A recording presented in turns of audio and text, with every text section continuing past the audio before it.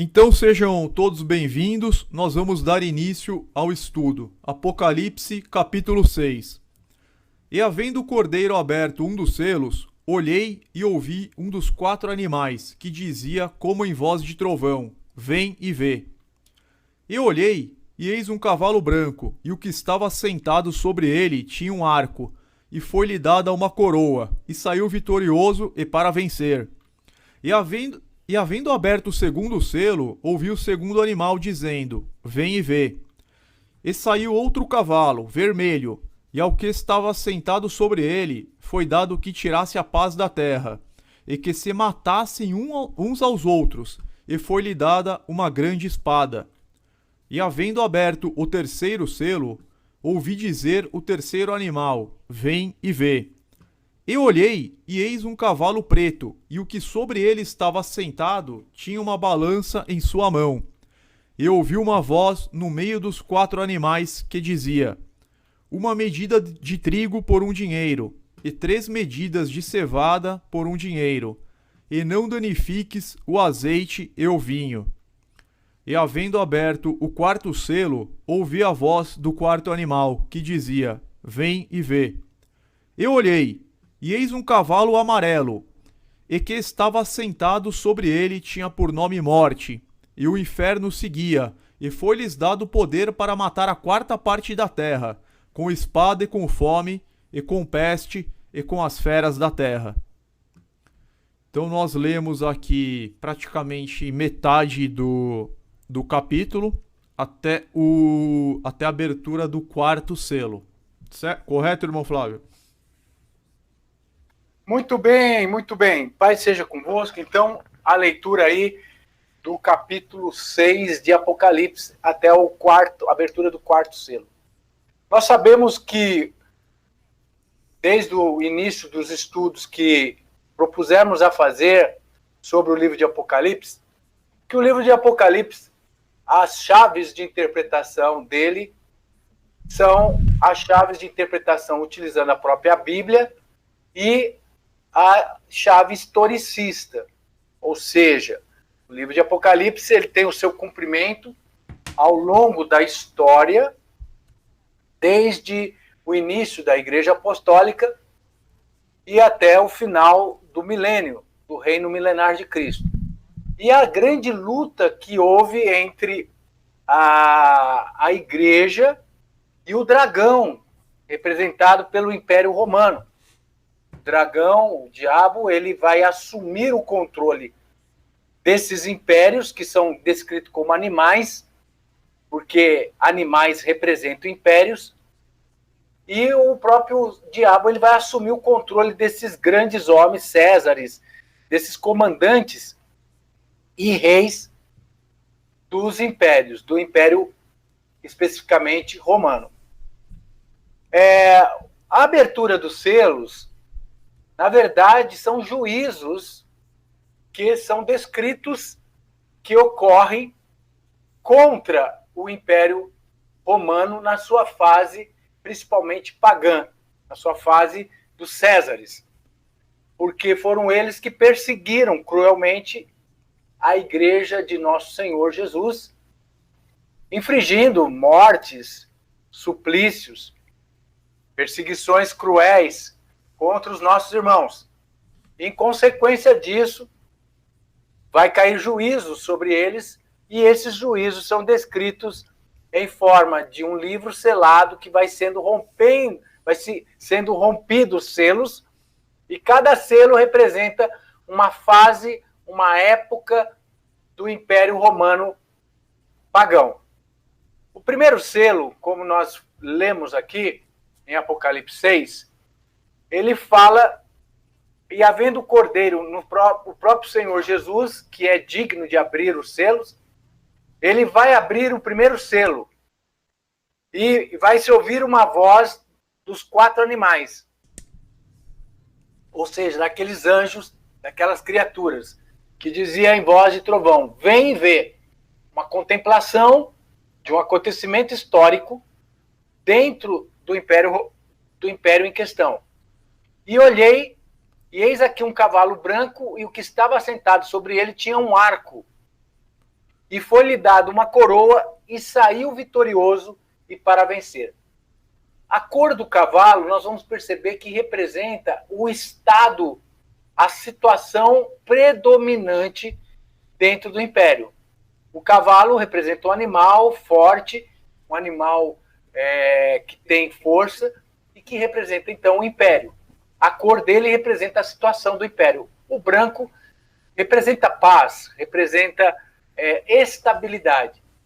E vocês podem ver que quem estava sentado sobre o cavalo, ou seja, quem comandava esse cavalo, no caso, o Império Romano, que são os Césares, ele tinha um arco, ou seja, foi através de guerras que, ao longo da fronteira do Império Romano, essa paz foi conquistada.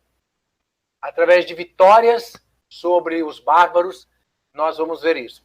Bom, eu vou pedir para o irmão Gilberto compartilhar o tutorial para que a gente possa desenvolver aí a parte histórica também, a famosa Pax Romana. Não, perfeito.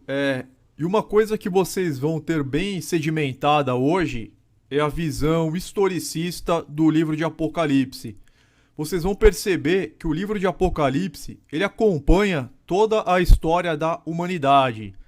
Então, essa falsa visão que o sistema religioso nos passa, uma visão futurista, com o estudo do capítulo 6, do capítulo 7, vocês vão perceber que não faz o menor sentido. Isso só serve para enganar as pessoas. Por isso que a gente fala, a própria Bíblia fala, né, Apocalipse 18, sai dela, povo meu, para que não incorra em seus pecados que já chega até o céu. Porque o sistema religioso ele ainda está esperando praticamente todos os acontecimentos do Apocalipse, sendo que o Apocalipse ele relata 2000 anos de história mais o reino milenar até a descida da Nova Jerusalém Celestial. E vai ficar muito claro para vocês hoje que a interpretação correta é a historicista. Então nós fizemos um resumo para facilitar o estudo, eu vou ampliar. Mas quem tiver no celular, não tiver enxergando muito bem, não tem problema, porque eu vou ler integralmente. Então eu vou ler o estudo e nós vamos explicar também sobre o primeiro selo. O irmão Flávio ele já deu uma prévia da explicação sobre o que representa o cavalo branco, o que representa esse período. Então nós pegamos até com base em enciclopédias aqui, ó, História Antiga e Medieval, tem até o número da página, página 263, José Robson de Arruda. Então nós pegamos manual bíblico, inclusive tem até na Wikipedia, vocês conseguem pesquisar isso com base na história, tá? E para quem acha que a Bíblia é um livro de fábulas, é um livro fantasioso, infelizmente essa pessoa está muito enganada. Então vamos lá. O primeiro selo, que é Apocalipse 6, 1 e 2. O cavalo branco. Então, o cavalo branco é um símbolo da prosperidade do Império Romano em sua idade áurea. A cor branca é símbolo de vitória. Aqui tem umas referências bíblicas que você consegue confirmar que a cor branca é símbolo de vitória.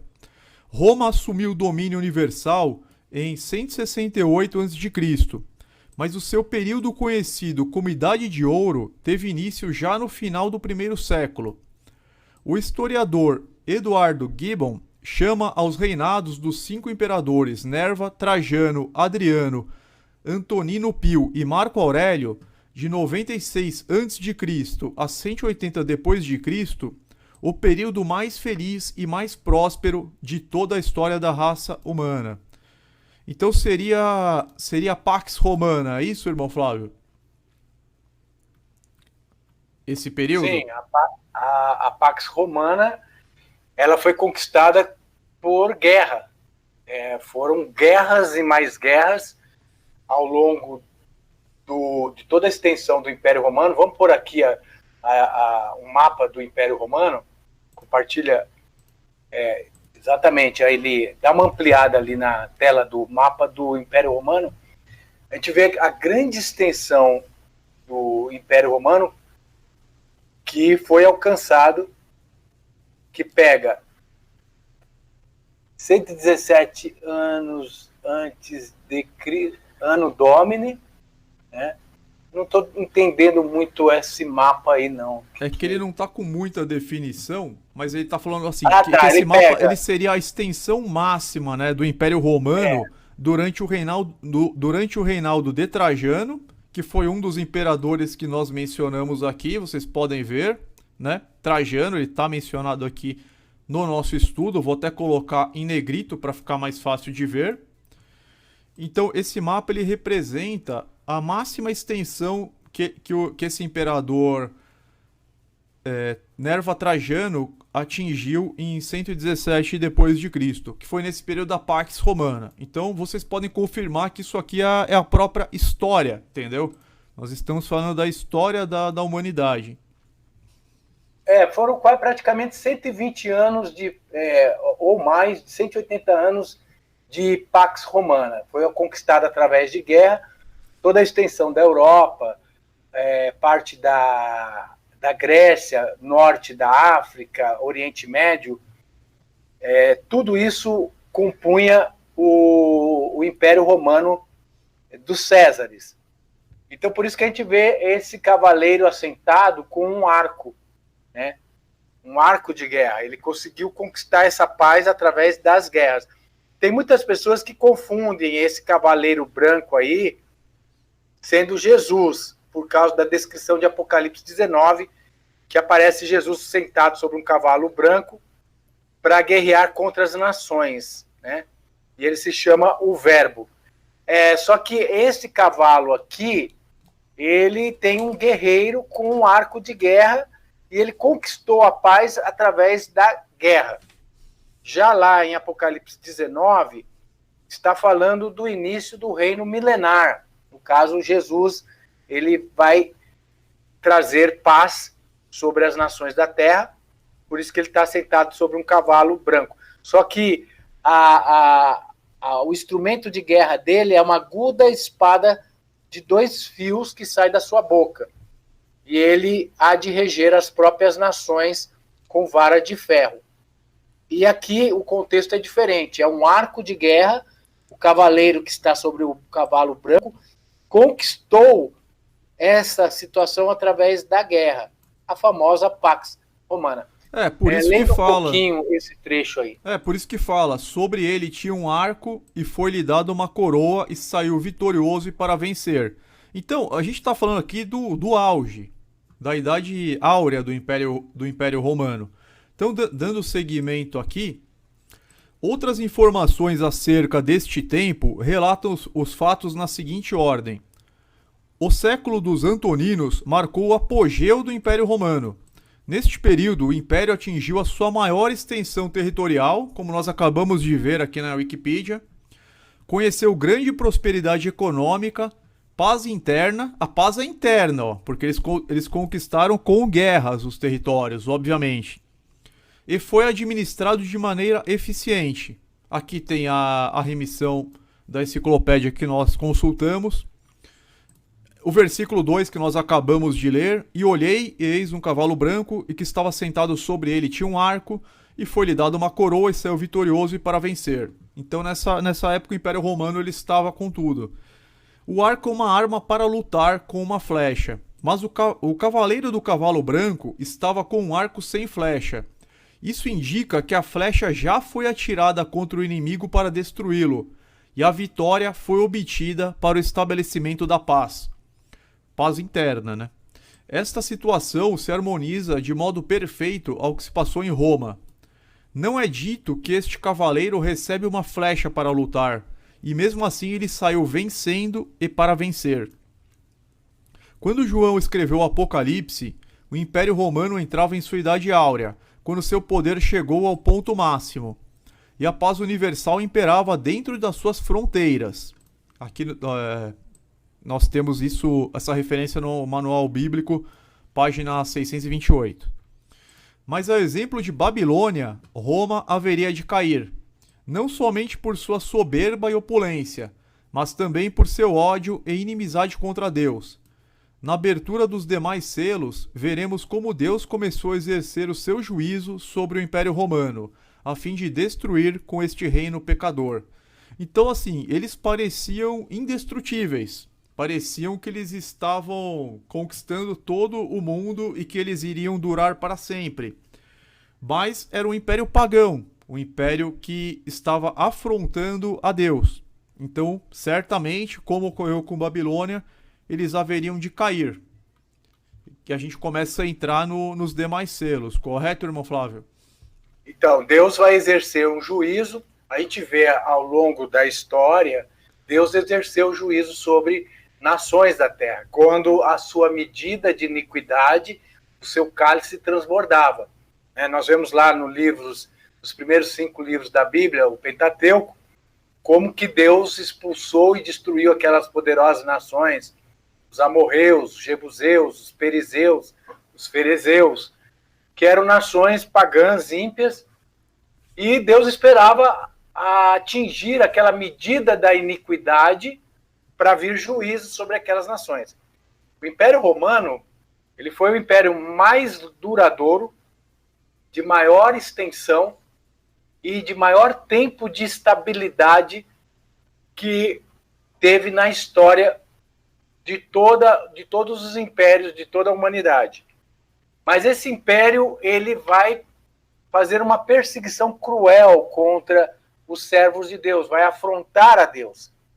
E todas as pessoas que afrontam a Deus, ou que perseguem os verdadeiros servos de Deus, acabam cedo ou mais tarde sofrendo juízos da parte de Deus.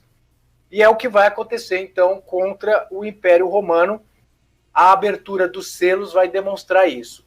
Então, esse primeiro selo é o período de grande estabilidade, a Pax Romana, conquistada através da guerra, através de muita guerra, a extensão territorial do Império Romano pagão.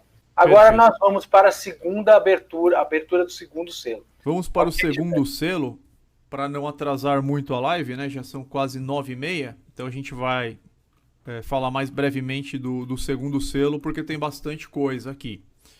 Então vamos lá. O Apocalipse 6, versículos 3 e 4. O cavalo vermelho. Então, a Guerra de 100 anos, que foi uma guerra civil dentro do Império Romano. A cor vermelha na profecia é significado de derramamento de sangue, conforme Isaías 63, 1 a 6. Espada indica matança. Tem outras referências aqui em Isaías, em Jeremias e em Ezequiel, comprovando que espada significa matança. Então, o segundo selo é um cavalo vermelho e já vemos aí uma guerra de 100 anos. Guerra civil dentro do Império Romano. Vocês vão ver a diferença entre o primeiro e o segundo. A expressão para que os homens se matassem uns aos outros parece ser referência à guerra civil, como está sendo falado em Êxodo 32 aqui. E foi exatamente isso que aconteceu no governo romano após a Idade Áurea do Império. Este período é mencionado na história como anarquia militar e é o cumprimento do segundo selo. No período entre 200 a 300 depois de Cristo, mais de 50 homens reivindicaram o trono para si, e em vez de terem no governo autoridades energéticas que executassem as leis do império, combatiam-se mutuamente, querendo cada qual ser o imperador. Então a gente pode pensar aqui como se fosse um fogo amigo, né? Antes, no primeiro selo, eles pelo menos tinham paz interna e agora não, eles estavam se matando. Nestas guerras, 100 anos de guerra civil, e no que sempre acompanha uma guerra prolongada, fome e morte, o Império Romano perdeu mais da metade da sua população e começou a descambar para a ruína. Então vocês imaginam, o Império perdeu mais da metade da população, mais de 50% das pessoas foram mortas.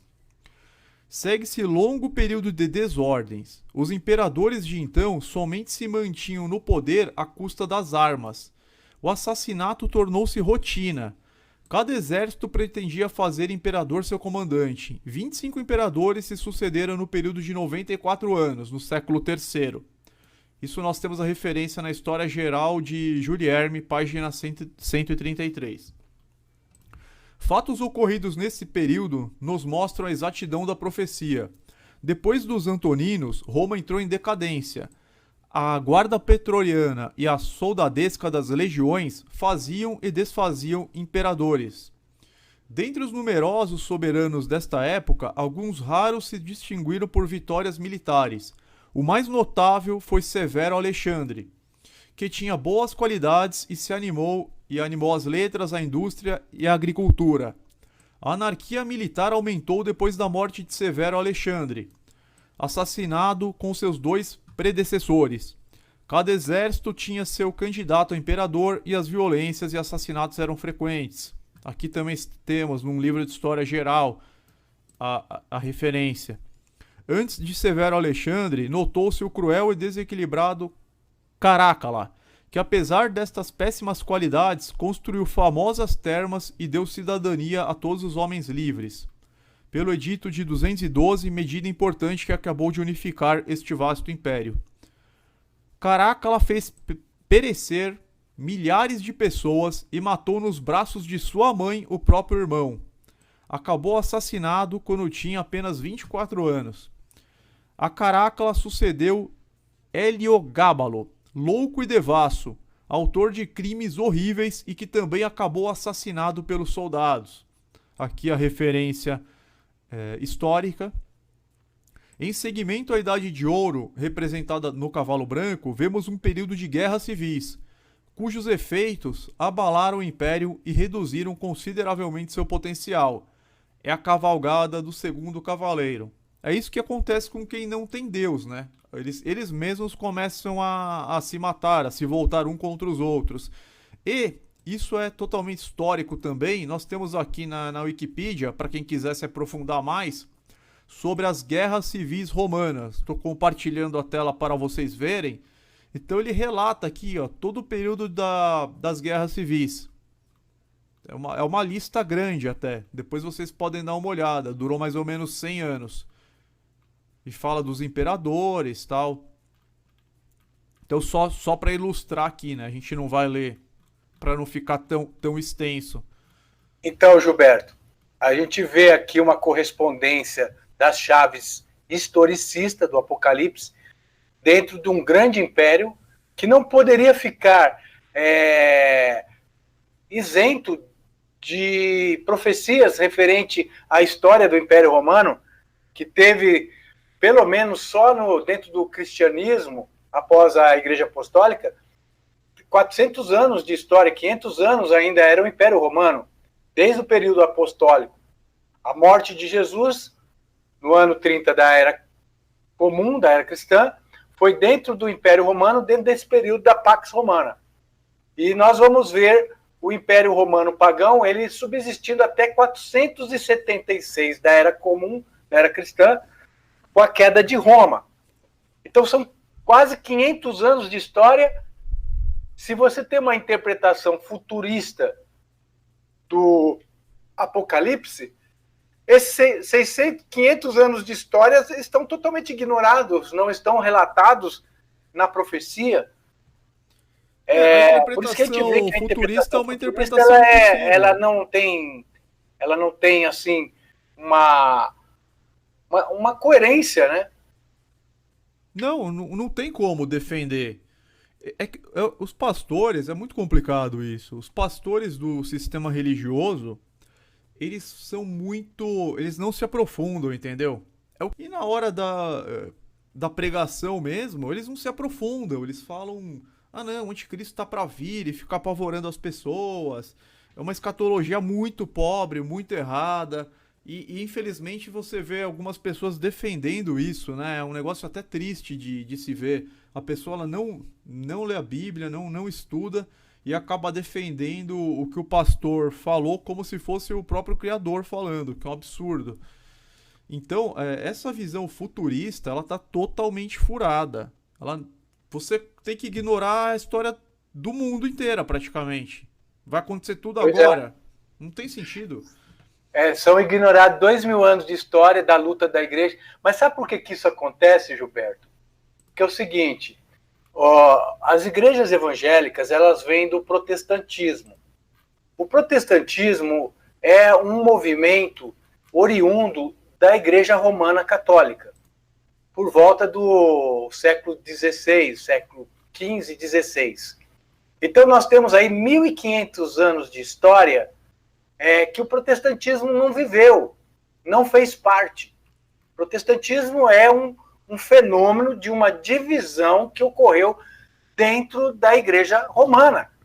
Então, o que eles não podem, eles não conseguem fazer? Como eles não vivenciaram como igreja, são igrejas recentes. Se você pegar aí as igrejas de um modo geral, as que têm mais tempo aí, presbiteriana, luterana, tem 400, 500 anos, e depois as demais, aí, Assembleia, Congregação, Adventista e outras, 100, 150 anos de existência. Então, eles têm nada mais, nada menos do que 1.800 anos que essas igrejas não existiam, não vivenciaram.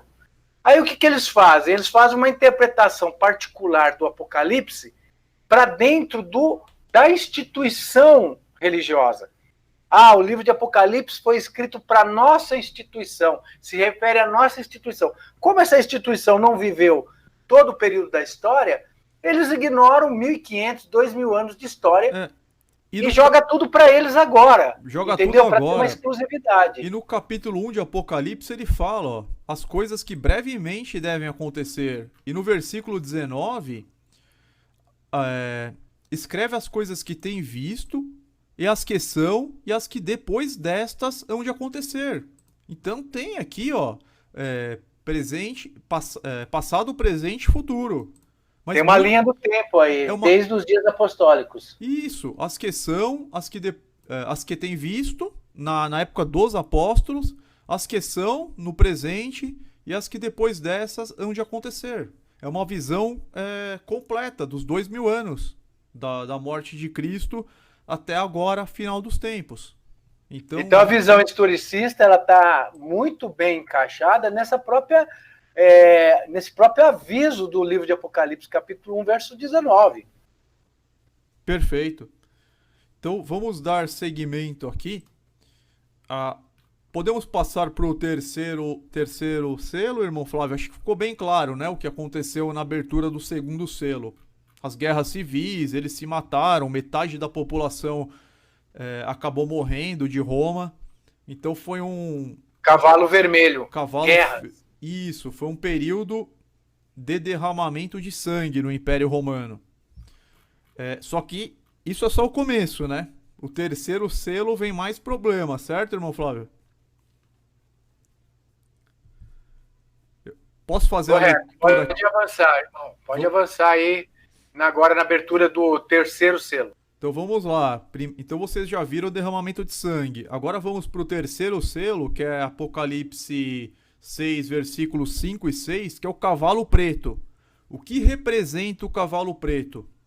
A fome, uma das consequências da guerra civil. A fome e a escassez na Bíblia são representadas pela cor preta. Temos aqui uma referência em Lamentações 4, de 1 a 9. Os alimentos vendidos a peso trazem o mesmo significado. Temos aqui em Levítico 26, 26, Ezequiel 4, 16 e 17. Então, alimentos vendidos a peso nos remete à fome, escassez. No tempo do profeta Eliseu, houve uma grande fome em Samaria, e certas mercadorias eram vendidas a peso. Isso está em 2 Reis, capítulo 6, versículo 25. Até estava lendo Reis hoje, por coincidência, 2 Reis.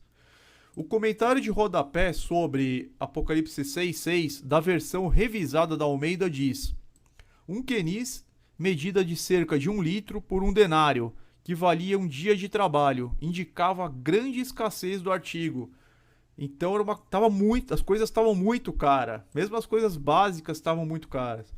A fome é uma consequência da guerra, e ambas são juízos de Deus, exercidos sobre os ímpios. Quando José interpretou os sonhos de Faraó, afirmou: o que Deus há de fazer mostrou a Faraó. Vem 7 anos de fartura em toda a terra do Egito. Depois dele, levantar-se-ão 7 anos de fome, e toda aquela fartura será esquecida na terra do Egito, e a fome consumirá a terra. Não será conhecida a abundância na terra por causa daquela fome que seguirá, porque será gravíssima. Ora, o sonho de Faraó foi duplicado, porque essa coisa é determinada por Deus, e ele se apressa a fazê-la. Esse relato está em Gênesis 41, 28 a 32, que teve o sonho lá do faraó com as vacas magras, né, se eu não me engano, que seria o período de 7 anos de fome. Gilberto, Oi. eu mandei para você no WhatsApp as fotos do denário que eu tirei no museu aqui de Curitiba. Tem moedas romanas daquela época e a descrição sobre o denário, né? Depois você pode compartilhar também a tela aí para o pessoal entender o que foi essa época, na verdade, uma inflação dentro do Império Romano causada pelas guerras, né? Entendi. Aí você pode depois compartilhar a tela aí da foto da moeda. É uma foto real que eu tirei da moeda denário, que está aqui no Museu de Curitiba, aqui no Lago da Ordem, tem um museu ali, e tem moedas romanas ali. Tá. Eu acabei fechando o WhatsApp aqui no computador, mas daqui a pouco eu abro e compartilho. Só para a gente concluir aqui o terceiro selo. Então, depois de uma era de luxo e prosperidade, o Império Romano experimentou tempos amargos.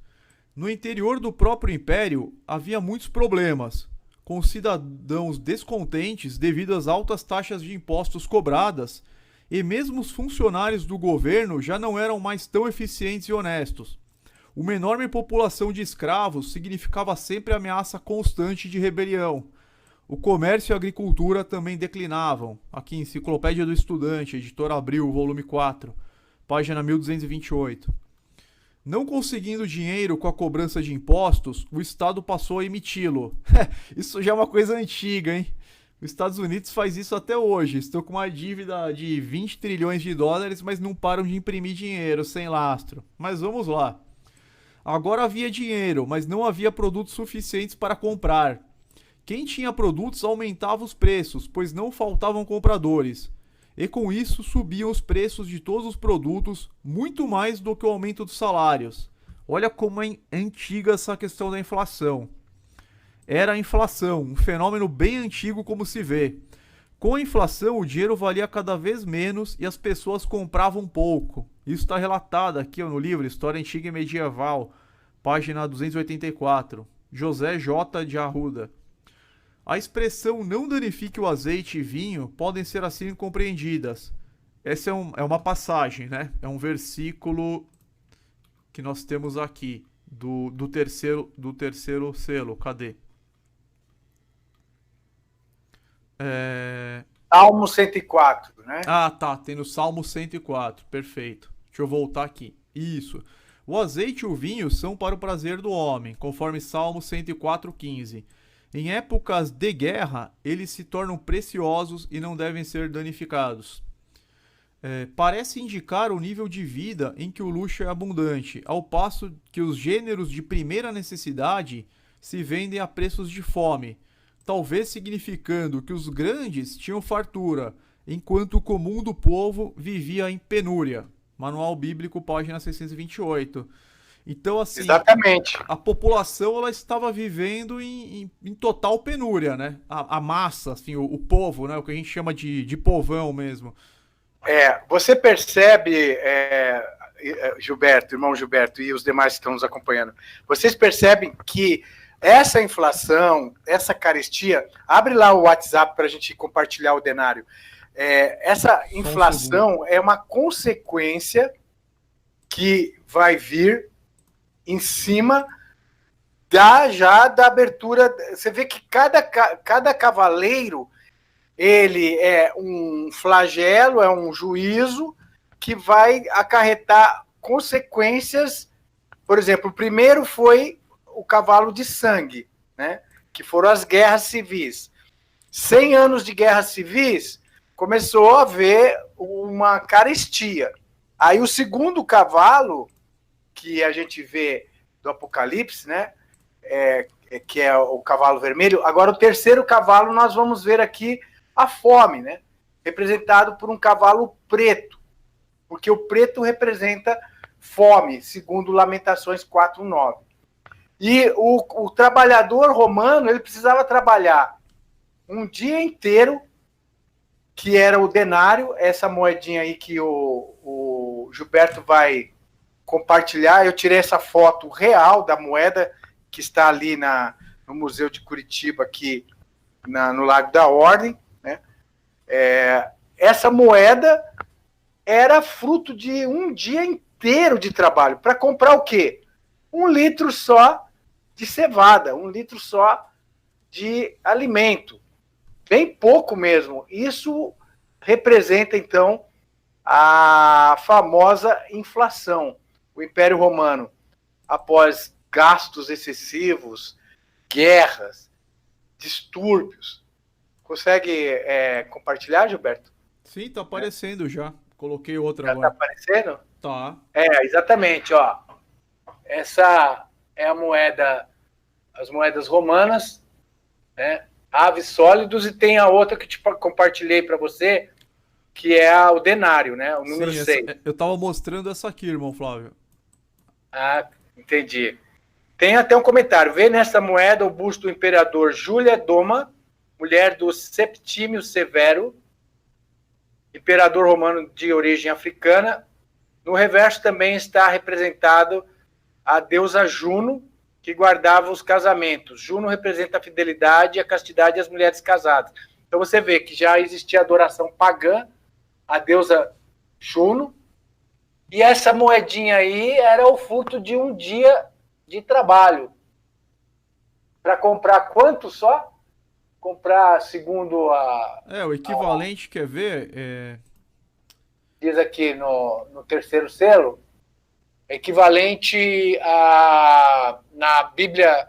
Ó, 1 quenis, medida de cerca de 1 litro por denário, que vale 1 litro, cara. Ou uma porçãozinha de trigo só. 1 litro. 1 litro de trigo só. 1 litro, né? Não é nada, né? 1 litro não é, pouco, nada. Imagina. Dá para fazer um pão, né? E era o denário, um dia de trabalho. Imagina você trabalhar um dia inteiro para comprar ter um pão. 3, 4, 5 pãezinhos. Nossa, era penúria total, hein? Penúria total. Essa é a abertura do terceiro cavaleiro, o cavalo, né, do Apocalipse, que é o cavalo negro. E aí você vê que ele é uma consequência do cavalo vermelho, né, o segundo cavalo, o segundo cavaleiro.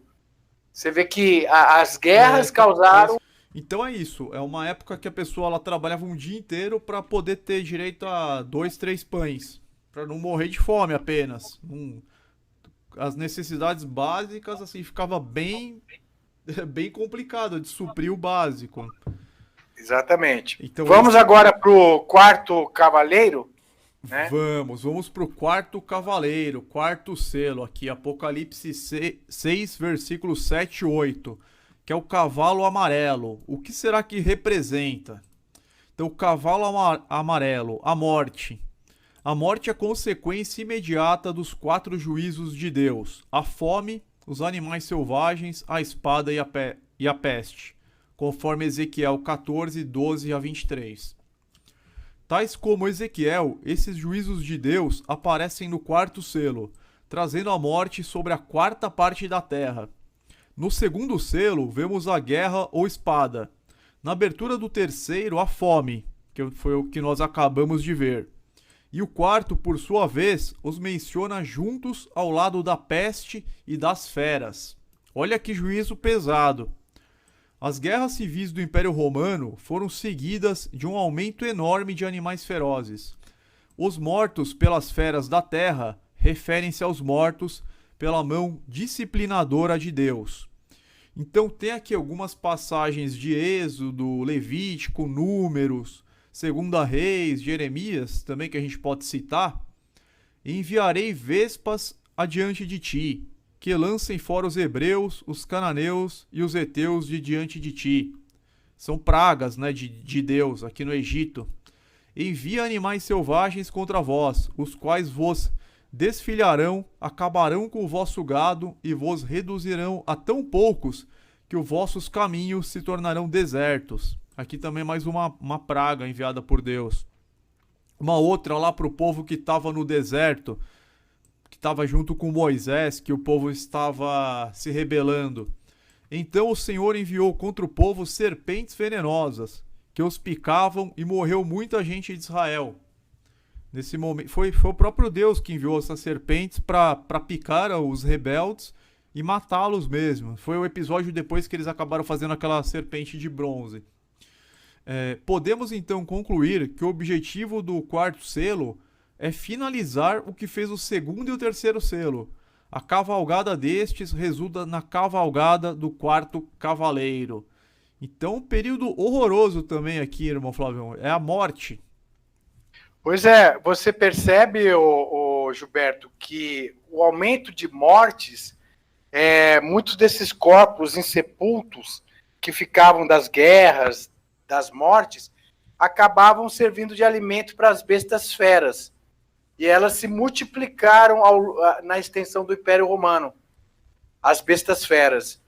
Então, e também as doenças, né? Nós vamos ver na própria Wikipédia o relato da peste antonina e da peste dos Flavianos, né? No período dos Flavianos, que matou milhões e milhões de romanos com doenças dessa peste. Então, nós temos aqui na Wikipedia a peste antonina, que foi uma epidemia que iniciou-se no ano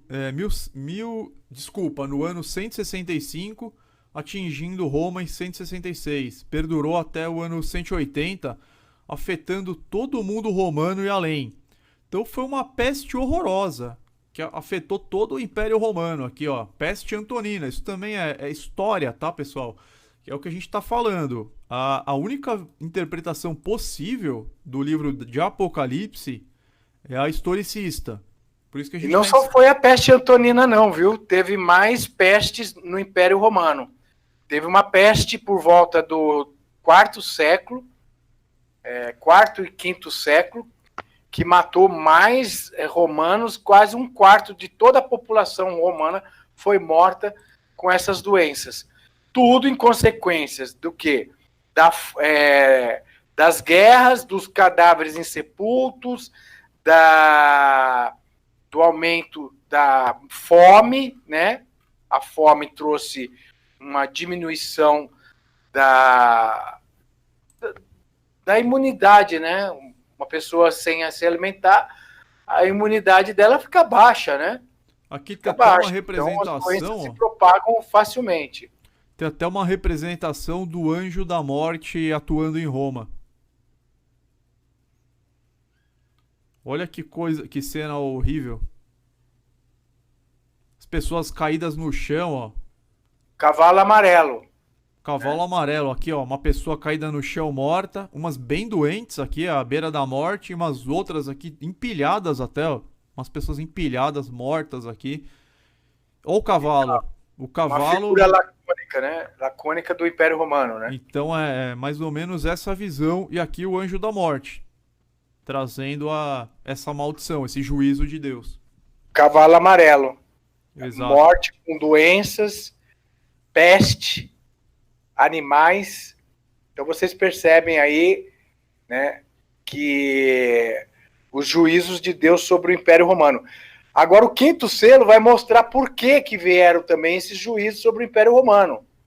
Além do paganismo deles, da luxúria deles, da maldade deles de perseguir o povo de Deus. Consequências destes homens ímpios terem perseguido o povo de Deus. Vamos para o quinto selo, Gilberto? Vamos para o quinto selo, então, irmão Flávio. Então ficou, só para fazer uma breve retrospectiva, primeiro selo, o cavalo branco, foi o melhor momento do Império Romano, foi o apogeu. Eles tinham paz interna, eles tinham conquistado um grande território. O segundo selo, cavalo vermelho, começaram as guerras civis. Eles começaram a se matar, foi um período de muito derramamento de sangue, no qual morreu metade da população. O terceiro selo foi um período de fome, representado pelo cavalo preto. Então, um período de muita inflação também, como nós vimos aqui também na Wikipedia. Ele fala da... Agora acabei fechando aqui, mas fala de um período muito ruim de inflação, onde as pessoas tinham que trabalhar o dia inteiro para ter direito a um ou dois pães. não conseguiam nem ter as necessidades básicas supridas. Você abriu uma ali, Dinastia Flavianos. Fala de alguma peste ali? Você tinha aberto ali uma... Deixa eu ver aqui, Dinastias Flavianos, se fala... Você tem uma tela aberta aí. Aqui, fala de uma peste também. Exatamente. A Dinastia Flaviana teve uma peste também, né? Começa com Dominiciano e vai até...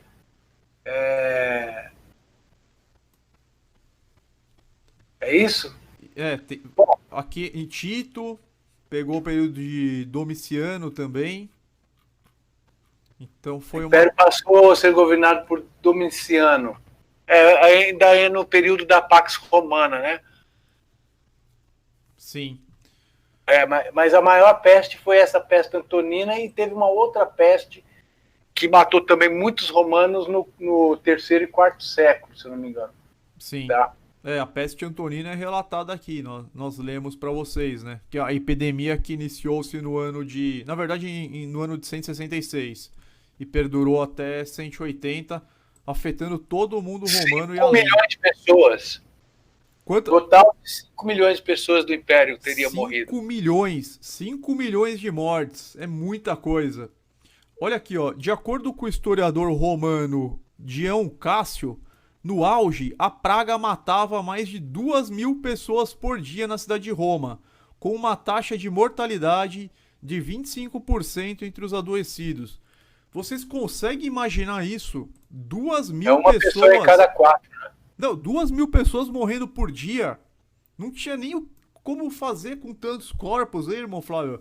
Eu acho que a contaminação ia piorando cada vez mais. Imagina, você andava pelas ruas, tinha morto e corpos para tudo que era lado.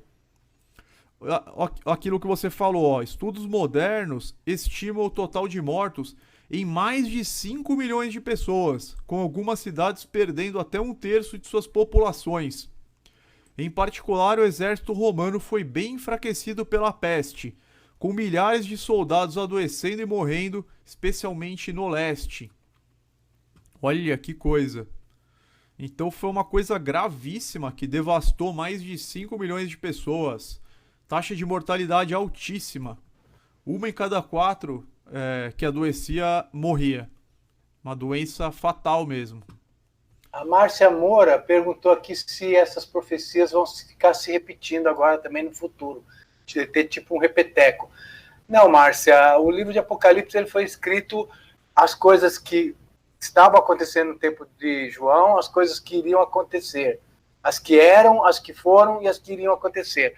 Então, nós estamos hoje vivenciando parte do Apocalipse, já a última trombeta, a última taça, entre a sexta e sétima taça. Nós estamos vivendo já o período da volta de Cristo. Então, os 4 cavaleiros do Apocalipse se cumpriram com o Império Romano. Nós vamos ver agora o quinto selo, que tem tudo a ver por que esses juízos caíram sobre o Império Romano. É a luta entre a igreja e a luta entre o mal e o bem. A luta entre o Império Romano, representado pelo dragão, e a igreja, a verdadeira igreja, né? Não a igreja apostatada. Nós temos 2 igrejas no Apocalipse. Uma igreja pura, que representa a igreja apostólica, e uma igreja prostituída, que representa a igreja que se uniu com o Império, a besta. Uma igreja corrompida. Bom, vamos ao quinto selo, então? Então vamos ao quinto selo, que está em Apocalipse 6, versículos 9 a 11. Os mártires pedindo vingança. Essas passagens elas geram algumas dúvidas das pessoas. Pô, será que que os mártires estão no céu clamando por vingança? Será que eles estão no Sheol clamando por vingança? Onde eles estão? Então isso gera uma confusão aí que a gente vai tirar também, tá? Então vamos lá. Os mártires pedindo vingança. Refere-se aos que foram mortos pela perseguição de Roma pagã. A atitude do Império Romano para a Igreja de Deus era de perseguidor.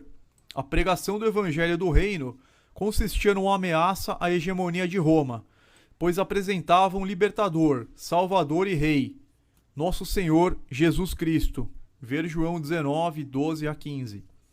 A história registra 10 grandes perseguições com 10 imperadores. São eles Nero, Domiciano, Trajano, Adriano, Antonino Pio, Marco Aurélio, Sétimo Severo, Décio, Valeriano e Diocleciano, numa época que se inicia em 64 seria depois de Cristo, certo, Flávio? 64 depois de Cristo, na verdade. Depois de Cristo, ano Domini. Aqui, 64 DC, e vai até por volta do ano de 313 depois de Cristo.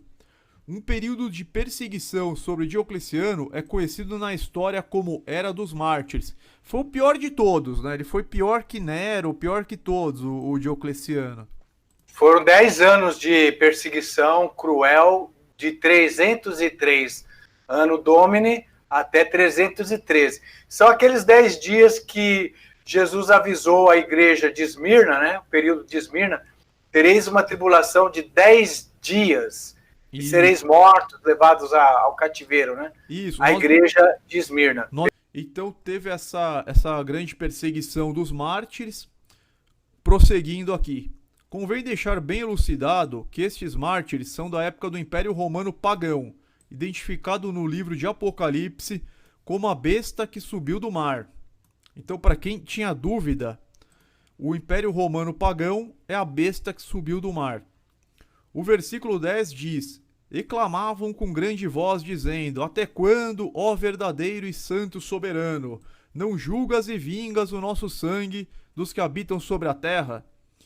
Mas como os mártires pediam vingança se estavam mortos? É isso que a gente vai explicar. É bom saber que eles não estavam e não estão no céu, mas clamam como o sangue de Abel. Então em Gênesis 4:10 e Hebreus, que é mencionado também em Hebreus 11:4. Como a pedra na parede, Abacuque 2:11, como o salário dos trabalhadores, Tiago 5:4. Não é que Abel, pessoal, ele tá há 5.000 anos clamando por justiça. Imagina, seria um sofrimento horrível, né? Ele foi morto por Caim há 5.000 anos atrás e tá clamando 24 horas por dia o sangue dele por justiça. É uma forma, assim, alegórica de falar. Né? Que está na memória de Deus, né? Significa que Deus tem em sua memória o acontecimento. Exatamente. Então, E não que esses mártires estão em algum lugar lá no céu, que chamaria lugar debaixo do altar, conscientes. Não há consciência após a morte. A Bíblia diz que a morte é um sono. E a Bíblia ensina a ressurreição dos mortos. Se as pessoas já tivessem consciência após morte, não tem nenhum sentido ressurreição dos mortos, né?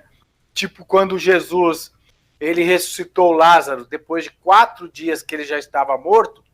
Se Lázaro tinha consciência após a morte, já estava lá no paraíso, ele ia falar: ô Senhor, eu já estava bem bom lá no paraíso. Imagina, ele já estava com o corpo glorificado, incorruptível, no paraíso, sem dor, sem sofrimento, sem envelhecer, e depois de 4 dias, lá no resort, ele é tirado. Não tem o menor sentido isso. A morte, a Bíblia fala em diversas passagens: os mortos nada sabem, os mortos estão dormindo no pó da terra. Jesus mesmo explicou em João 11, nessa passagem que o irmão Flávio está falando de Lázaro, que dormindo significa morto. Então o morto ele não tem consciência. Por isso que não existe você pedir intervenção para santos, essas coisas que a Igreja Católica... Isso é paganismo puro, né? O máximo que pode ser acontecer, espiritismo também, pior ainda, né? Espiritismo você...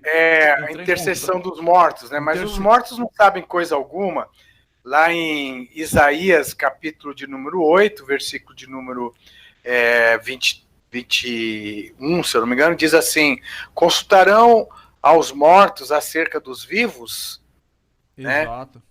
Né? Daí a lei e o testemunho. Se não falarem conforme essa palavra, nunca verão o amanhecer. Os mortos nada sabem.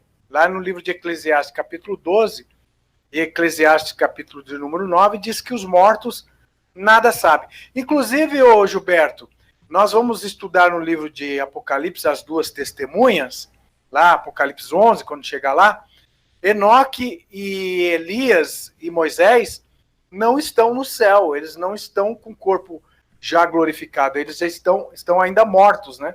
Nós vamos fazer um estudo sobre isso aí quando a gente chegar sobre as duas testemunhas. Quem são as duas testemunhas? Então não há consciência após a morte. O que existe é a ressurreição dos mortos. Vai ocorrer uma primeira ressurreição. É por isso que a Bíblia fala que Jesus Cristo ele é o primogênito dentre os mortos. Porque ele foi o primeiro a ressuscitar em corpo ressurreto. Ele foi o primeiro a ressuscitar em corpo glorificado. E ele Amém, é o único. Exatamente. E Jesus Cristo ele é o único que ele ascendeu aos céus. Que ele se assenta à direita de Deus Pai. Mas nenhum outro herói da fé, Moisés, Elias, Pedro, não mesmo Enoque, não estão no céu. Não estão no céu. Exato. E quem quiser confirmar isso, no livro de Hebreus, capítulo de número 11, versículo de número 13 e versículo de número 39, confirma que nenhum deles alcançou ainda o prêmio, a salvação, o corpo glorificado. Todos vão alcançar juntos ao toque da sétima e última trombeta, Apocalipse 11, 15 ao 18. Então, fica bem claro isso. Então, essas almas debaixo do altar é uma figura de linguagem, é uma figura lacônica de que elas estão clamando por justiça, porque elas foram mortas no período lá da perseguição desses imperadores maldosos, aí, Nero, César e até Diocleciano, mataram milhares e milhares de nossos irmãos de forma cruel, e o sangue deles está clamando desde a terra, igual o sangue de Abel. É uma figura de linguagem que está aí em Apocalipse, na abertura do 5º selo, que Deus vai vingar o sangue deles. Para não ter dúvida, irmão Flávio, aqui em Apocalipse 20 é falado da primeira ressurreição, que é a melhor ressurreição, e da segunda ressurreição. Então, a primeira ressurreição dos eleitos, ela vai ocorrer na volta de Cristo.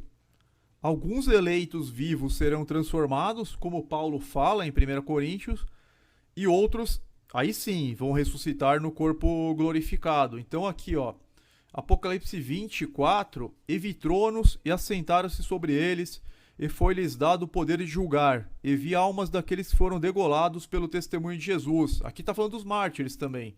E pela palavra de Deus, e que não adoraram a besta, nem a sua imagem, e não receberam o sinal em suas testas, nem em suas mãos. Trindade aqui. E viveram e reinaram com Cristo durante 1000 anos. Mas os outros mortos não reviveram, até que os 1000 anos se acabaram. Esta é a primeira ressurreição. Então a primeira ressurreição, ela vai ter start no início do reino milenar. O reino milenar de Cristo, ele vai ser físico, ele vai ser aqui na Terra, que é o reino de regeneração que ele fala para os apóstolos. Esse reino ele ainda o reino físico, literal, exatamente. Literal, ele vai sentar no trono de Davi, vai governar de Jerusalém.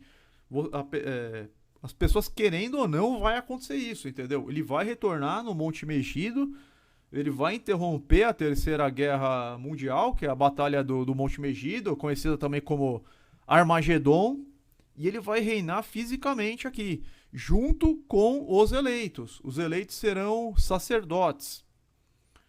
Então, por isso que não existe nenhum morto que você possa contatá-lo. Então não existe Santo Antônio, São João, não existe. São Pedro, São Paulo, esquece. Isso Maria, mãe de Jesus, está no pó da terra, aguardando o dia da ressurreição. Sim, e nós temos um estudo, para quem tem dúvida, bem extenso sobre praticamente todas as passagens que comprovam tanto o reino milenar quanto o estado dos mortos. Depois a gente pode até abordar isso mais para frente. Mas só para não perder o foco, vamos voltar aqui para o quinto. Nós estamos no 5º selo, isso. Então, clamavam com grande voz, dizendo: até quando, ó verdadeiro e santo soberano, não julgas e vingas o nosso sangue dos que habitam na terra? Não é que eles estão gritando literalmente. É o sangue deles, clamam justiça. O que aconteceu com eles, né? Demanda um pedido de vingança e de justiça. O mesmo que aconteceu com Abel. Mas Abel, por exemplo, quando ele ressuscitar, para ele não vai ter passado 5.000 anos, vai ter passado como se fosse um segundo. porque você fica naquele estado de... É como se fosse um sono profundo. Pra quem já tomou anestesia geral, já tomei. É como se fosse uma anestesia geral. Você apaga e acorda como se fosse em seguida. Então, pro médico lá do hospital, passaram você ficou em 6 horas em cirurgia, mas pra você passou um segundo. Então, os mortos eles ficam no Sheol, é como se fosse num estado de consciência, inconsciência absoluta. Tanto que as pessoas que reviveram na Bíblia, elas não trouxeram nenhuma lembrança. O Jesus ressuscitou pessoas, o apóstolo Paulo ressuscitou, Pedro ressuscitou, o profeta Elias, lógico, né, com o poder de Deus, também ressuscitou uma criança, né, o filho de uma mulher que recebeu ele na casa dele. Isso está em 1 Reis. E todas essas pessoas que foram ressuscitadas, na verdade, elas foram revividas, só que sem nenhuma memória. Elas só tinham memória do tempo que elas estavam vivas. Então é isso que significa, tá? A resposta Muito dada... bem. Oi, Flávio. Uma coisa que a gente percebe também, na abertura do quinto selo, diz assim, a resposta foi dada. E foi-lhes dito que repousasse ainda por um pouco de tempo. Então você vê que eles tinham que voltar a dormir. Quer dizer, eles estavam mortos. Até que se completasse o número dos seus conservos e seus irmãos, que haviam de ser mortos, como também eles foram. Então nós temos o período dos mártires do Império Romano Pagão, e nós vamos ter no futuro os mártires que vão morrer dentro do período do Império Romano cristianizado. Sim. Império Romano, o Sacro Império Romano, o período da Inquisição. Foram 1260 anos de cruel perseguição contra os santos do Altíssimo, o Anticristo, aquela ponta pequena do quarto animal que é Roma, que representa o poder papal. Ele também vai assassinar e matar muitos dos conservos. E aqui já, na abertura do quinto selo, está predizendo que vai ocorrer mais mortes no futuro, que Exatamente. cai dentro do Império Romano na sua fase cristianizada, ou Sacro Império Romano. Né? Exato. Aqui podemos então entender, diz aqui o trecho, podemos então entender que no futuro haveriam outros mártires, estes do Sacro Império Romano, identificado no Apocalipse como a besta que vai subir da terra. Em ambas as fases, o Império Romano perseguiu os santos, fazendo um número incontável de mártires. Apocalipse 15, 2 e 20, verso 4. Esse número incontável, então, só para recordar aqui, na primeira fase de perseguição, daqueles 10 imperadores até Diocleciano, parou com Constantino do Sacro Império Romano. Então, assim, tem logo no começo da igreja, né, os primeiros 3 séculos, o Império Romano Pagão é a besta que subiu do mar. Depois vem Constantino, oficializa o cristianismo, mas misturado com o paganismo, e aí surge o Sacro Império Romano. Aí sim, o Sacro Império Romano é a besta que surgiu da terra. E a besta que surgiu da terra, ela causa a grande tribulação. Os protestantes estão esperando, né, a grande tribulação. Eles acham que eles têm... que vão ser perseguidos, igual foram os nossos irmãos do passado, por causa da verdade. Estão esperando aí serem com aqueles perseguidos. louvores focados no homem, aquele culto que é show pirotécnico, eles acham que isso vai ser perseguido.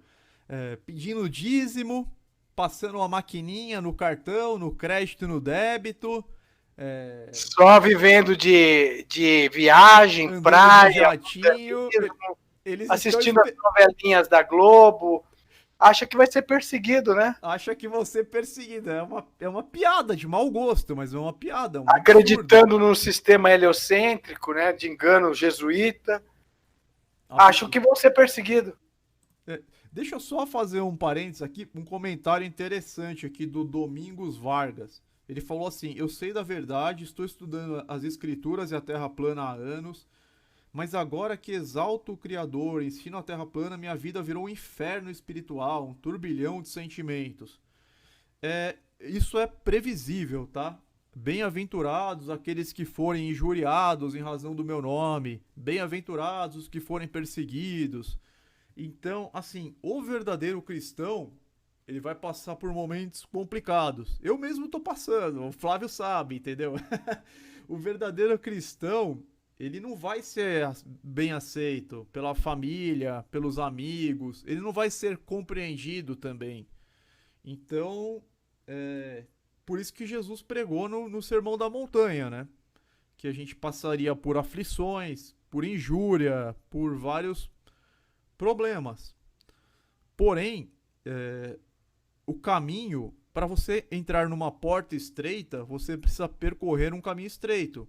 E é difícil mesmo. Por isso que muitos são chamados e poucos são escolhidos. Então sim, não é fácil, não adianta. Mas o que tem na porta? Tem a vida eterna. Então, você começa... Tinha um pregador que ele falava, ele pedia para Deus gravar a eternidade nos olhos dele, né? Sempre que ele pensava em pecar, ele pensava na eternidade. Pô, o que eu quero? O desprezo eterno? Eu quero a aniquilação no lago que arde como fogo e enxofre? Ou eu quero a vida eterna ao lado de Deus, do Senhor Jesus Cristo? Imagina encontrar os apóstolos, cara. Qual que é o seu desejo? Então isso ajuda um pouquinho nesse caminho aí estreito, né? Então é isso. A pessoa que ela não tá tendo nenhum incômodo, não tem como ela pode até se denominar cristã, mas ela não é, entendeu? Porque é incompatível. A igreja de Laodiceia, né, o Gilberto, que a gente teve. Quem seria o falso profeta, então, irmão Gilberto? Olha, dentro de todo esse estudo historicista. O falso profeta, ele é o sistema religioso, mais assim, configurado no protestantismo. Mas podemos considerar todo o sistema religioso como falso profeta, com destaque aí para o movimento protestante. Porque o movimento protestante faz prodígios, faz milagres, mas quando chega na hora de ensinar, ao invés de ensinar a Bíblia, eles ensinam o quê? A doutrina do anticristo. Sim, eles ensinam a doutrina do anticristo. Eles fazem com que as pessoas adorem a besta, adorem o anticristo. É isso que está acontecendo. Que o inferno já... O inferno deles é o lago de fogo. Eles fazem uma confusão entre Sheol, entre sepultura e lago de fogo, né? Falam que já está inaugurado esse inferno que fica pegando fogo. Imortalidade da alma. A pessoa fica eternamente lá. Quem morreu e foi salvo já está morando no céu. Olha que absurdo. Sendo que o próprio tabernáculo de Deus vai descer aqui na terra. A Bíblia expressa nesse sentido. A nova Jerusalém celestial, Deus vai habitar com os homens aqui na terra. Então, eles falam que já tem gente morando no céu, saem em defesa do heliocentrismo, pregam diversas falsas doutrinas, dízimo. O quarto mandamento é anulado, né? Não tem mais, lembra-te do sábado para santificá-lo. Eles substituíram. Lembra-te do dízimo para pagá-lo. Substituíram. Eles revogaram o quarto mandamento e colocaram um outro que nem existe no lugar. Tá tudo liberado. Natal pagão, né? O 25 de dezembro, aniversário do Deus Sol. Tá tudo liberado, não existe mais animais imundos, não existe mais nada, tá tudo liberado. Tem que ser fácil, né? Porque o crente de Laodiceia... Ele aguenta o quê? Uns 50 minutos de culto no máximo. Às vezes dorme, às vezes começa a mexer no WhatsApp, levanta pra ir no banheiro e depois já tem que sair e fazer alguma coisa. Cuidar das coisas mundanas. Dos interesses seculares, né? Domingo aqui em São Paulo o shopping tá aberto, o cara sai do culto e vai direto no shopping. Não aguenta o estudinho de 1 hora, já começa a dar fisgada, pescar, né? Dormir, não aguenta. E aí o que acontece? Vem o anticristo com as suas falsas doutrinas, está enganando, leva de enxurrada. Estão tudo sendo levado de enxurrada no engano. Estão esperando o anticristo, reconstrução de terceiro templo, estão esperando ainda o chip, né? Tem um medo do chip, Não, porque veio o chip vai nos marcar. Já tá tudo marcado, tudo já Todo adorando mundo a chipado besta, com localização dando honra pra ela. avançada há mais de 15 anos. Tá todo mundo chipado, cara. O celular, ninguém desgruda do celular. O celular tem chip, ele tira a foto de você, ele te filma, ele te dá a sua localização exata. Tá todo mundo carregando o chip pra cima e pra baixo. Só que não Grava é a o marca da áudio. besta. O chip não é a marca da besta. O chip tem cartão de crédito, tem no celular, tem cartão de débito, tem tudo, cara. O chip tem tudo. Agora, a marca da besta, o irmão Gilberto, que nós vamos estudar em Apocalipse 13 depois, né? Que vai ser uma live bem importante também, esse capítulo 13 de Apocalipse. A marca de Deus. A gente vai ver na Bíblia qual é a marca de Deus. Ela é uma marca física? Não assim é uma marca é a marca física. da besta. Se a marca de Deus é uma marca física, a marca da besta é uma marca física. Se a marca de Deus é uma marca espiritual, a marca da besta é uma marca espiritual. É óbvio. E elas marcam da mesma forma. A marca de Deus e a marca da besta, elas marcam a pessoa da mesma forma. E o que Exatamente. A gente vê aí de, sei lá, 99% dos crentes com a marca da besta. 100% dos católicos, 100% quase dos evangélicos. Os pastores pregando Deus Filho, Trindade. Do sexto selo, né? Só terminar o quinto selo, então nós vimos que a primeira era de perseguições, a partir dos apóstolos até por volta de 313, com os 10 imperadores romanos, o pior deles foi Diocleciano. Então, o Império Romano pagão, identificado no livro do Apocalipse como a besta que subiu do mar. Os mártires clamando, nós já explicamos isso. E depois vai ter uma segunda era de perseguições aqui, depois de Constantino. Então, por isso tem a seguinte resposta para os mártires que estavam clamando. E foi-lhes dito que repousassem ainda por pouco tempo, até que se completasse o número de seus conservos e seus irmãos, que haviam de ser mortos, como também eles foram. Então, muitos outros ainda seriam mortos na Grande Tribulação, que durou 1260 anos. A Grande Tribulação já terminou, quando Napoleão matou o Papa Pio. Eu não lembro qual que foi o Papa, foi em 1799, se eu não me engano. E depois começou a ter uma liberdade maior para pregação, principalmente nas Américas. Então, podemos então entender que no futuro haveria outros mártires, e estes, os do Sacro Império Romano, identificado no Apocalipse como a besta que subiu da terra, ou que surgiu da terra. Em ambas as fases, o Império Romano perseguiu os santos, fazendo um número incontável de mártires, que está em Apocalipse 15, 2 e 24. Esse número, irmão Flávio, é um número assim, dezenas de milhões, correto? Sim, alguns estimam entre 50 a 100 milhões de pessoas que foram mortas ao longo dos 1260 anos de supremacia papal. Então, nesse período de supremacia papal, nesses 1260 anos, que é a verdadeira grande tribulação, foram mortos entre 50 milhões a 100 milhões de cristãos. Então, isso sim é uma grande tribulação. E não o que os pastores modinhas estão achando que vai acontecer. O que vai acontecer é o dia do Senhor. Mas o dia do Senhor... Angústia, né? Vai ocorrer a angústia das nações. A angústia das nações. O juízo de Deus, né? Dia de trevas, dia de expectativa, de temor. Mas não é só para os cristãos, vai ser para todo mundo. Exato. Mas a grande tribulação, ela já foi. E ela a grande tribulação do povo de Deus, de perseguição, já foi esses 1260 anos aí. Esses 1260 anos que é descrito na profecia como um tempo, 2 tempos e metade de um tempo, 3 tempos e meio, ou 1260 dias ou 42 meses proféticos de supremacia do anticristo. Perfeito. Que hoje, olha, Gilberto, hoje a teoria futurista quer interpretar isso como 3 anos e meio corrido da história.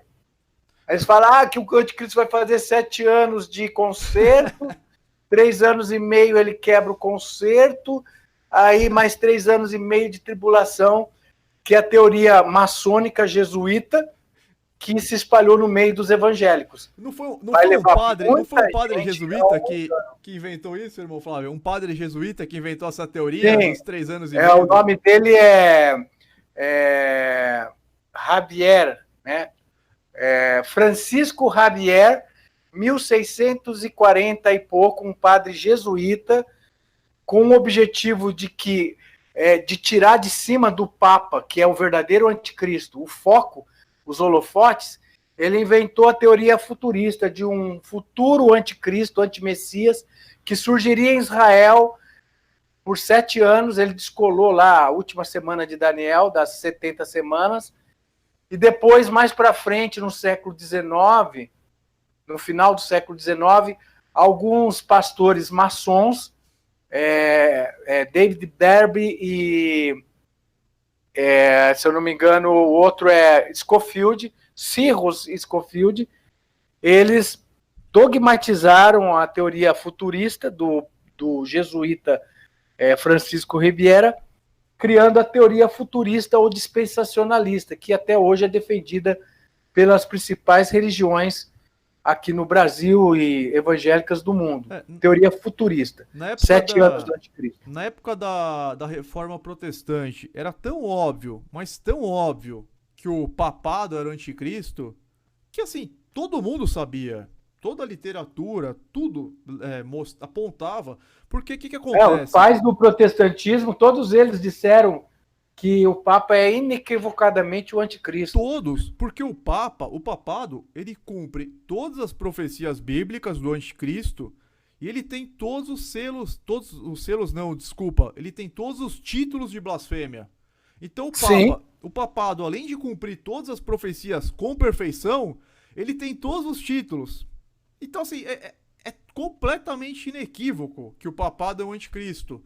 Quem tá esperando o anticristo, isso é doutrina de demônio. Falar que o anticristo tá vindo, se seu pastor prega isso, isso é doutrina de demônio. É a mesma coisa que o chip. O chip já existe há décadas. Já existe chip de anticoncepcional, já existe chip de medicamento, tem o chip do celular, o chip do cartão. Chip não... Assim, é o próprio Satanás que está disseminando que vai ser o chip. Isso é uma distração, né, Gilberto? Distração, para tirar o foco. Ou vocês para tirar o foco de cima do verdadeiro anticristo. Bom, Gilberto, o sexto selo vai falar do grande terremoto que vai ocorrer no Império Romano Pagão. Né? A cristianização do Império Romano Pagão, a mudança de sistema, quando Constantino vai aceitar o cristianismo, vai institucionalizar a igreja. Vamos ler, então, sexto selo para nós encerrarmos aí o tema, né? Então vamos lá. Apocalipse 6, 12 a 17, que é o sexto selo. A gente não vai falar do sétimo hoje, mas a gente vai falar do sexto. Um grande tremor na terra. O que será que isso significa, hein? Então, revela um período de consternação, revolução e instabilidades no mundo, e a adoção do cristianismo pelo Império Romano. Então, a conversão de Constantino ao cristianismo é tido como uma das revoluções mais importantes da história. Roma passou a ter uma nova vestimenta, agora religiosa cristã. Na verdade, a cristianização de Roma, feita no IV século, foi uma saída eficiente para manter a unidade política do próprio império. Então isso ocorreu mais ou menos no ano de 320. Eu sei que o concílio de Niceia foi logo depois, né? Com Constantino no ano de 325 depois de Cristo. Então, quando o Constantino ele aceitou a religião cristã como institucionalização do Império Romano, convocando o primeiro concílio, ele se declara cristão, né? Então houve uma mudança radical, total, dentro do Império Romano pagão para um Império Romano cristianizado, né?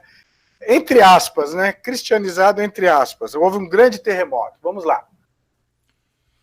Então vamos lá.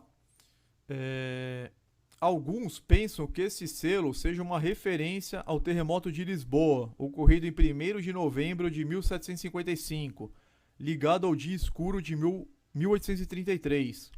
Outros afirmam ser o período pré-Armagedon, em momentos que precede a volta de Cristo. Porém, o sexto selo não pode ser assim entendido pelas seguintes razões. Quando é aberto o sétimo selo, soam as 7 trombetas, e pelos fatos que elas revelam, é impossível que os mesmos aconteçam por esses tempos. Se é assim, a vingança de Deus sobre o Império Romano ficou exclusivamente para o dia de Cristo, não acontecendo nada antes que pudesse ser entendido por vingança. É bom lembrar que Roma teve 2 fases, pagã e cristã. Os juízos de Deus que já vimos foram sobre Roma pagã. Então aqueles 4 cavaleiros, eles recaíram sobre a Roma pagã, né? Que nós vimos a guerra civil, derramamento de sangue, peste, fome, a morte. A expressão Dia do Senhor na Bíblia não é aplicada somente à volta de Cristo, mas pode significar também um período de revolução e agitações no mundo. Vejamos este exemplo, a tomada de Babilônia pelos Medos, descritas em Isaías capítulo 13. Então, esse é um resumo aqui do que seria o sexto selo, irmão Flávio. É um período de revolução e instabilidades no mundo, correto? A gente tem aqui, Gilberto, uma parte importante que ocorreu na Babilônia. Você vai ver que houve trevas no dia do Senhor, né? Põe ali a expressão do dia do Senhor. A expressão do dia do Senhor na Bíblia não é aplicada somente à volta de Cristo, mas pode significar também um período de revolução e agitações do mundo. A tomada de Babilônia pelos Medas. O verso 6 de Isaías 13, tida como o dia do Senhor. Verso 10, as estrelas, a lua e o sol não brilharam. Verso 11, Deus faria cessar a arrogância dos ímpios. Verso 13, os céus estremeceriam e seria um dia ardente e ira do Senhor. Então, isso ocorreu com o Império da Babilônia, quando os Medos invadiram Babilônia. E existe uma linguagem profética, dia do Senhor, queda de estrelas, escurecimento do sol e da lua, no sentido profético. O que é queda de estrelas no sentido profético? Queda das autoridades, queda de um império. O sol e a lua escurecer. Não tem mais justiça, acabou tudo. Se esvaneceu aquele império, né? E terremoto, grande mudança. Isso está provado aqui em Isaías capítulo 13. A queda de Babilônia, né? Foi um dia de julgamento, um dia de juízo. Então, em linguagem profética, queda de estrelas também significa queda de autoridades. Isso vai ocorrer também com o Império Romano na sua fase de cristianização. Os imperadores Teodósio I e Teodósio II, eles mandaram matar todos os sacerdotes pagãos, que eram no Império Romano pagão, as autoridades da época. Eles caíram tudo, foram mortos, foram depostos, caiu tudo, mudou tudo. Então, queda de estrelas. E escureceu-se tudo, mudou-se totalmente tudo. O escurecimento da lua e do sol no sentido profético. Embora que nós possamos entender que outras partes da profecia falam do escurecimento do sol e da lua no sentido literal. Mas no sentido profético significa isso, como nós vemos uma prova em Isaías capítulo 13. E com todos esses sinais, Isaías não descreve a volta de Cristo, mas a queda de Babilônia. Nos versos de 1 a 17 relata oráculos acerca de Babilônia, qual viu Isaías, filho de Amós. Vede, eu despertarei contra eles os medos, que não farão caso da prata, nem tampouco desejarão o ouro. O leitor pode examinar e constatará que ele realmente mostra a queda de Babilônia, né? Então, nós temos nenhum acontecimento tão forte, né? Nenhum acontecimento teve tão grandes consequências, nem determinou tão profundas transformações sociais como a vitória, entre aspas, né, do cristianismo sobre a civilização daquela época. após 3 séculos de liberdade para o seu culto e depois, com Teodósio, a oficialização de sua religião no Império. História Geral, página 134, de João Silva, JB de Pena. Então, o 6º selo vai representar o juízo final de Deus sobre o Império Romano pagão. Por isso que nós vamos ver um silêncio no 7º selo, ô Gilberto. É um período intermediário, para daí começar a cair as trombetas e cair as taças, né? Nós vamos ver aí um período intermediário. Perfeito. Então, estamos chegando aqui ao final desse estudo.